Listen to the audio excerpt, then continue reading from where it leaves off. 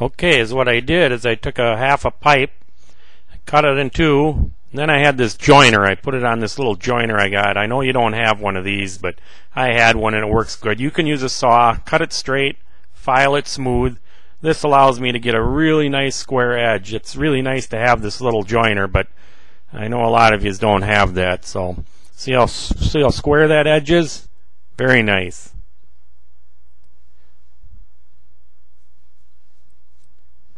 Then I took a measuring tape and I measured one end, and it is 6 inches.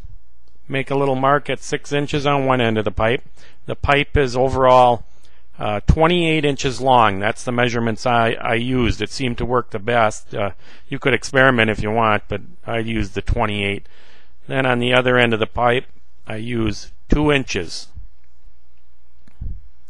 Mark that at 2 inches.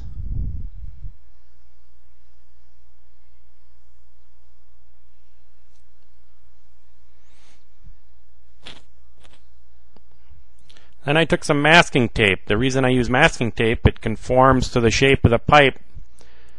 It's like drawing a pencil line down it, but the tape will curve right along your marks you have. One end on one end of the mark, the other end on the other end of the mark.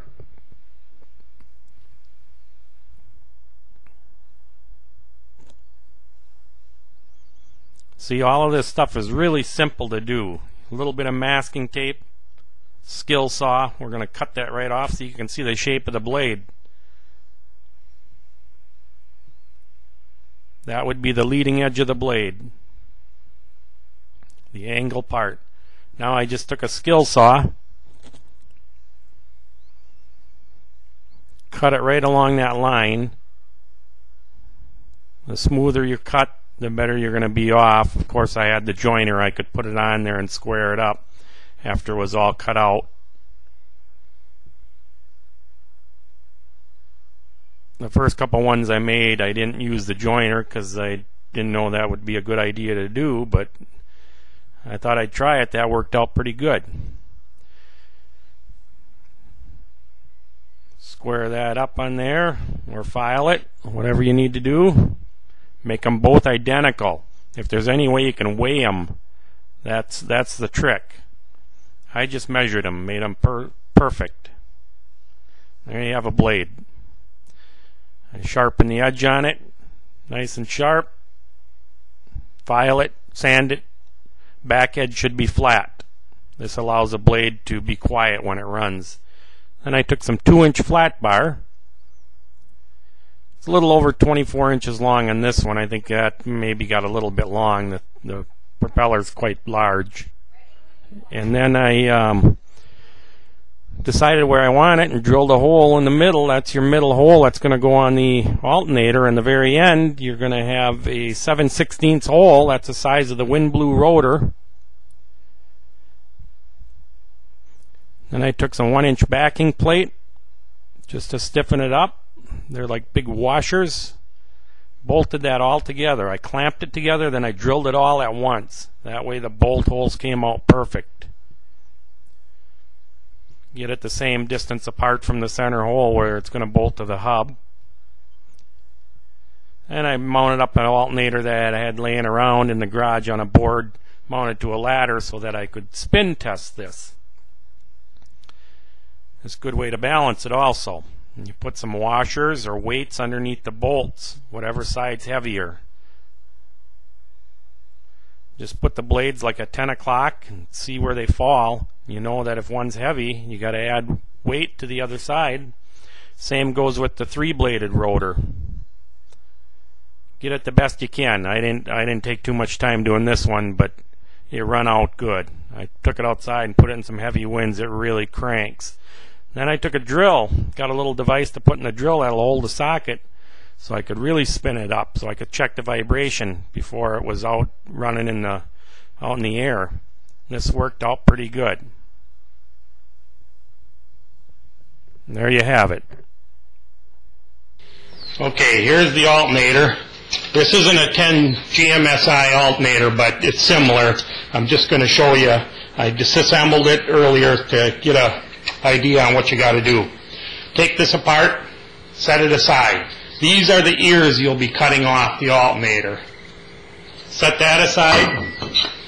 This is the rotor that gets replaced with the wind blue rotor. Right here. You can toss that. That's no good. This is your stator. This is the 3 phases where the power comes to the rectifier. 1, 2, 3. It is possible to rewind this yourself. If you look on the internet, you can find a way to rewind this. It's going to save you probably about $100 close to. Or you can buy this off the internet at Wind Blue. I just bought one. You can buy all different kinds. The easiest to do. I tried rewinding one. It took me a long time. It took me about a day to do it. So toss that. Don't need that. You need the other housing. Save that. Take the rectifier out. This rectifier is a little bit different in this one. Take it out. Set it aside. You have just basically a blank case with the bearings in it. Order the 2 parts. Put the rotor in. Put the stator in.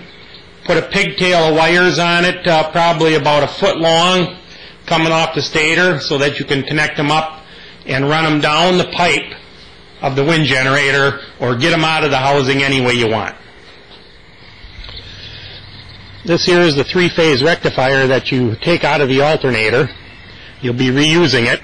You can mount it next to your battery pack. The power comes down in these 3 wires from the wind generator. This rectifier converts it to DC, which then in turn has positive and negative. You can run these wires directly to your battery bank.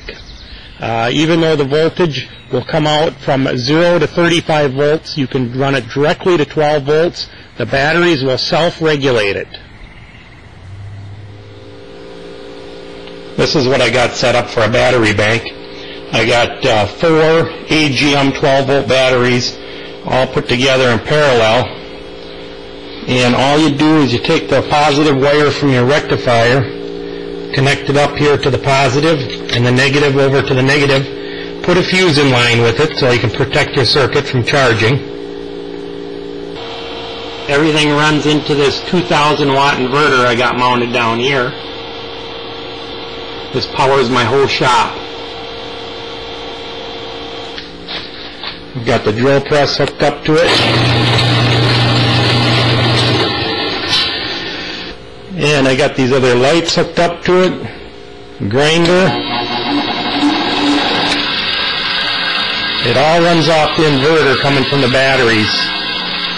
The complete project was built from the power from these batteries from the wind generator. I built a second one earlier, and I powered all the tools in the shop and made the second wind generator. Everything comes out of the batteries. Wait until I make the electric car. Now I don't have a regulator hooked up yet. I got to disconnect it when the batteries reach about 13.6 volts. You can buy a charge controller that'll take the load and divert it somewhere else, either to another battery bank or light bulb or anything you want to run it to. So once your batteries are full, if you don't disconnect the power from them, you can ruin your batteries. They make a device for doing it. You can purchase one of those. I'm going to try to build one myself, though. I'm Lane Erickson from Oconto, Wisconsin. Thank you very much for watching my video, and enjoy building your wind generator.